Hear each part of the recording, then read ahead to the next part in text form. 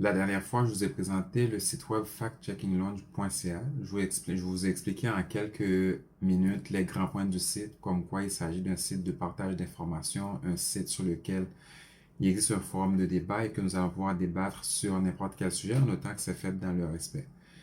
Pour ceux qui n'ont pas encore vu la vidéo, je vous invite à aller le regarder. Il se nomme Présentation du site factcheckinglaunch.ca. Aujourd'hui, j'aimerais ça attirer votre attention sur un ensemble de scandales qui existent à différentes sphères de notre société. J'aimerais ça savoir qu'est-ce que vous en pensez, d'où la question à qui on devrait faire confiance. Je tiens à mentionner que le but de cette présentation n'est pas de vous montrer seulement les mauvais côtés de notre société ou d'essayer de convaincre personne. Nous voulons tout simplement créer des débats sur des sujets que nous croyons nécessaires. Je vous invite d'ailleurs, si vous avez le temps, à mener vos propres recherches et nous apporter peut-être des visions différentes s'il le faut. Si nous commençons par la politique, on va parler du scandale de F-35, des F-35 au Canada. En 2010, avec le gouvernement Stephen Harper, ils ont voulu acheter des F-35. Il y allait avoir un dépassement de coût de plus de 10 milliards de dollars. Le gouvernement a volontairement voulu cacher l'information à la population. Aux États-Unis, il y a eu le scandale ou l'affaire Plym, un diplomate américain qui a décidé de révéler comme quoi l'invasion de l'Irak était axée sur des mensonges. Qu'est-ce qu'il y a eu comme conséquence? Ils ont dévoilé l'identité de sa femme, qui à l'époque travaillait pour la CIA. Aux États-Unis, c'est considéré comme étant, ces genres de divulgations sont considérés comme étant un crime fédéral. Qu'est-ce qu'il y a eu comme conséquence? Une personne seulement a été condamnée pour 2 ans et demi de prison. Donc, tout ce que je suis en train de dire est présentement sur le site. Donc là, je vais juste passer à travers quelques cas. Donc, c'est disponible en anglais et en français. Donc, vous allez pouvoir le lire si vous êtes intéressé. Puis, les sources aussi sont disponibles si vous voulez lire tout l'article au complet. Là, je vais juste présenter quelques cas.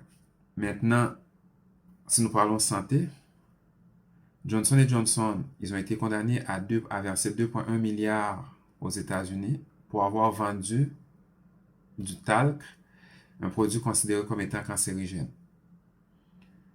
Au Canada, le gouvernement a stocké pour près de 180 millions de dollars de Tamiflu et de Relenza, des antiviraux jugés finalement inefficaces contre la grippe, mais ça a quand même coûté 180 millions.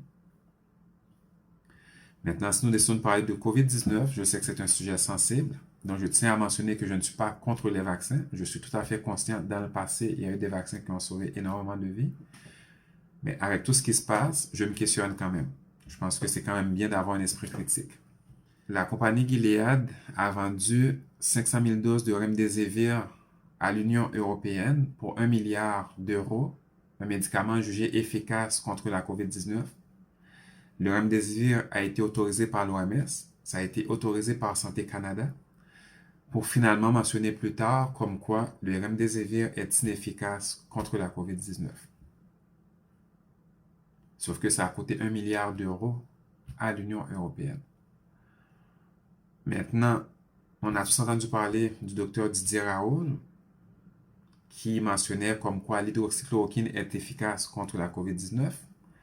Par la suite, il y a eu l'étude de Lancet. L'étude de Lancet qui mentionne comme quoi l'hydroxychloroquine, ils ont fait des recherches, l'hydroxychloroquine est inefficace contre la COVID-19. Au départ, l'OMS avait approuvé l'hydroxychloroquine. Finalement, ils l'ont désapprouvé. Quelques jours plus tard, un article ressort comme quoi les responsables des recherches des études de Lancet se rétractent. Ils ne sont pas prêts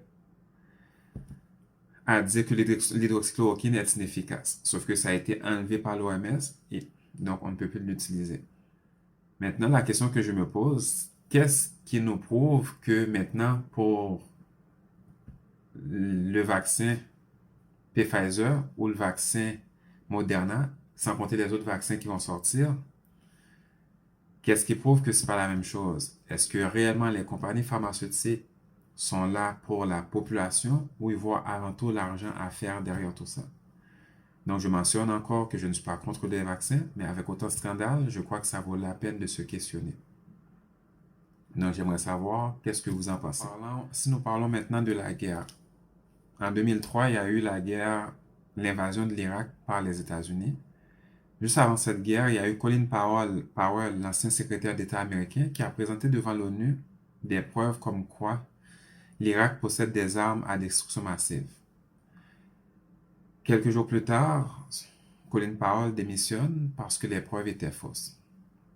Sur Barack Obama, il y a eu la guerre en Libye, la guerre en Syrie. Maintenant, je me pose la question, est-ce que la situation est maintenant meilleure en Syrie, en Libye? Donc, j'aimerais savoir qu'est-ce que vous pensez de tout ça. Donc, je vous invite à nous rejoindre sur le site, sur notre forum de débat et partager vos opinions. Sans compter, il y a eu en Côte d'Ivoire la France qui a bombardé la Côte d'Ivoire. À l'époque, il y avait le président Laurent Gbagbo.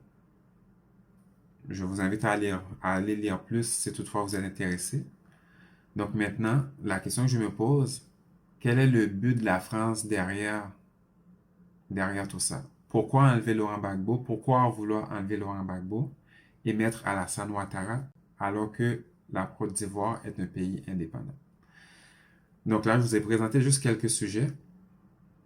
Donc, vous êtes invité à nous rejoindre sur le site si vous voulez en lire plus et aller débattre avec nous sur notre forum. Donc, le lien va être indiqué en dessous de la vidéo. Je vous remercie. Donc, on se revoit au prochain débat et sujet de discussion.